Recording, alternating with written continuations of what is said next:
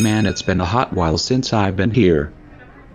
Alright class, settle down. Today begins one of the most important lessons of the semester. What are we learning today, Daddy? Well, today we're learning how to make custom assets. Dude, everyone already knows how to do But it. even better, Go on. today's lesson is multi-layered assets, and how to make them. Yeah, multi-layered assets. Let's go! What's going on with her? Oh, that was intentional asset separation.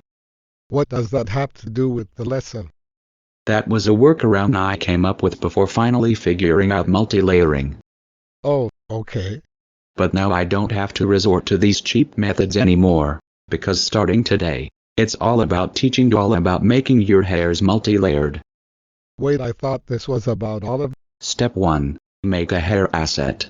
Our app of choice is Adobe Animate, and our asset, for this tutorial, will be a vanilla one. What do you mean by vanilla? Just the stuff that comes standard on Flash themes, and to an extent, all wrapper offline builds. This is gonna be a long day. Now before we get to editing, let's take a look at the current hair on our character. So far everything looks good, except for this part, where the eyebrow and hair meet. What's wrong with it?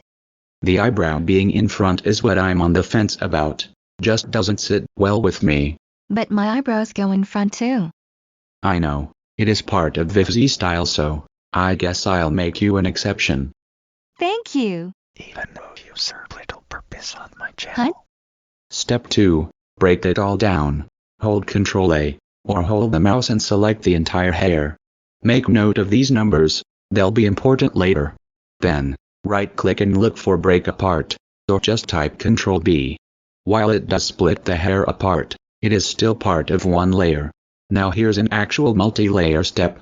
Head to the lasso tool I circled in red. Then, draw a circle around the part you want to focus on, and type Ctrl X. It'll delete the selection but save a copy at the same time. Then, make a new layer above the existing one and paste the selection onto it by typing Ctrl, Shift, and V at once. Before doing anything else, I recommend adding some fill to the lower layer, so that you don't come across fill gaps. Once that's sorted out, copy and paste the fills into their own layers. Now on to step 3, symbols. Most of you know this method already, but for those who don't, here's a quick summary. Right-click on one of the fill layers, and select Convert to Symbol.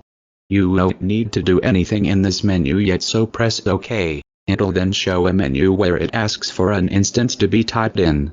Once that's sorted out, we finally reach step 4, multi-layering. This is going to be a lengthy step, so pay close attention. Select the top layers, right-click, and select the merge option. We'll be converting the merged layer into another symbol, but before that, make sure there are 2 blue boxes present. Otherwise converting just one will result in this. There's 2 ways to activating the linkage, either by enabling ActionScript in the symbol menu, or, the most efficient method, typing the linkage in the Library tab. The linkage we'll be putting in is called front hair, which essentially moves the hair to the absolute front of the head. Oh my god, you chopped his head off. Can I finish? Not until you put his head back on you. Anyways, the other linkage is called back hair, which allows parts of the hair to go behind the head. Once one of those linkages are typed in, save the project, if you haven't already, and click Publish. Before or after that, make sure to have a thumbnail made, just so people know what asset they're using. With that, let's see our multi-layered asset in action. That is perfect asset, No, it's not. Something's clearly off. but it's already published. Don't you test my patience, fucker. Let the man explain. Okay, what's next? Well, a couple of things. Our multi-layered hair did show up, but it's in a much different position than where it should be.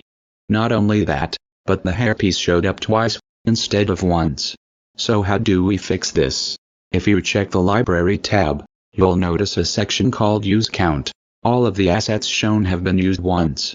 It turns out having the front hair symbol visible causes the asset to show up more than once.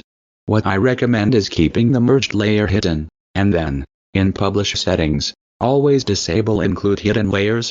Now remember those numbers from earlier? Well, they happen to be the key to most of this. Select the entire hair, and then take a screenshot of the numbers on the right. Head back to the library section, and right-click, then head to the edit menu. Once there, select all inside, and type the screenshotted numbers into the position and size menu. The result may look very weird, but trust me, this is how it's supposed to work. If you're looking to pull this method off with back hairs, don't. It'll always come out like this. Instead, copy the merged layers components, and paste them into the back hairs edit menu, and adjust it accordingly. Just make sure to account for the neck, since back hairs don't go behind upper bodies. And after all that hard work, it's finished. A fully functioning multi-layered hair asset. And there you have it, folks. I hope you learned a lot from this tutorial. I am genuinely intrigued for what the GoAnimate community cooks up with this information. Wait, I thought this applied to us. I lied. They already figured it out.